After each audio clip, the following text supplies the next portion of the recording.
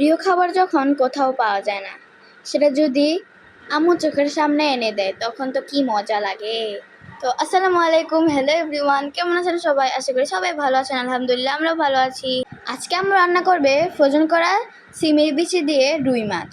তো প্রথমে আম্মু মাছগুলোকে ভালোভাবে ধুয়ে হলুদ মেখে এখন ভেজে নিচ্ছে। তো আম্মু এক পাশ উল্টিয়ে দিয়েছে, এক পাশ হয়ে গেছে তাই। তো মাছগুলো উঠিয়ে আম্মু সেই প্যানে আবার আলু কিউব কিউব করে রাখা আলুগুলো দিয়ে দিয়েছে। এখন পরিমাণ মতো লবণ, পরিমাণ মতো হলুদ দিয়ে এখন ভালোভাবে নেড়ে নিচ্ছে। আম্মু আলুগুলোকে ভালোভাবে ভেজে নিচ্ছে।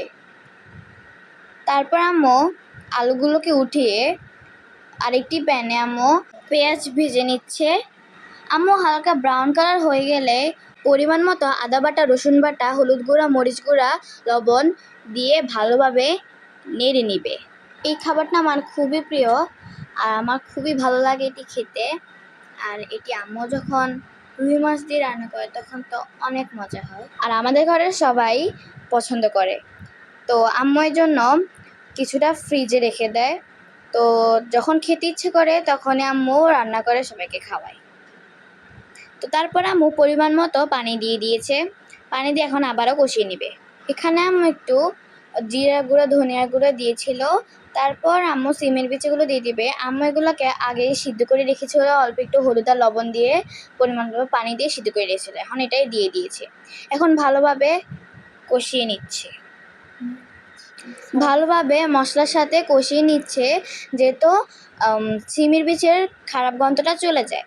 তারপর আমরা সেই ভেজে রাখা আলুগুলো দিয়ে দিয়েছে। এখন ভালোভাবে নেড়ে নিচ্ছে। সিমের বিচি তো এমনিতে অনেক মজা, আর সিমের বিচি যদি রুই মাছ দিয়ে রান্না করা হয় তাহলে তো আর কিছু বলারই ভাষা নেই। এই রান্নাটা বেশিরভাগ মানুষই খুবই পছন্দ করে। আপনাদের এই রান্নাটি কার কার পছন্দ আমাকে কমেন্ট করে জানাবেন। আপনাদের কাছে যদি এই ভিডিওটি ভালো লাগে তাহলে লাইক, কমেন্ট, শেয়ার করে আমাদের পাশেই থাকবেন।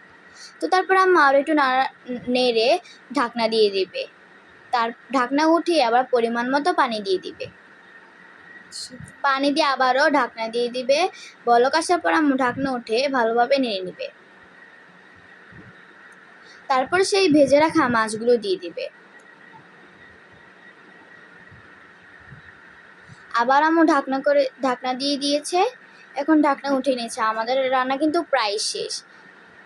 আম্মু এখন কিছু মরিচ দিয়ে দিয়েছে, আস্ত মরিচ। এখন ঢাকনা দিয়ে দিয়েছে। আর আম্মু রান্না শেষে জিরার গুঁড়া দিয়ে দিয়েছে।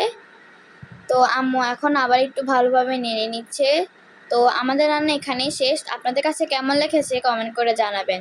সবাই ভালো থাকবেন, সুস্থ থাকবেন, আমার জন্য দোয়া করবেন, আমি যাতে আপনাদের সামনে নতুন ভিডিও নিয়ে হাজির হতে পারি। আল্লাহ হাফেজ, আসসালামু আলাইকুম।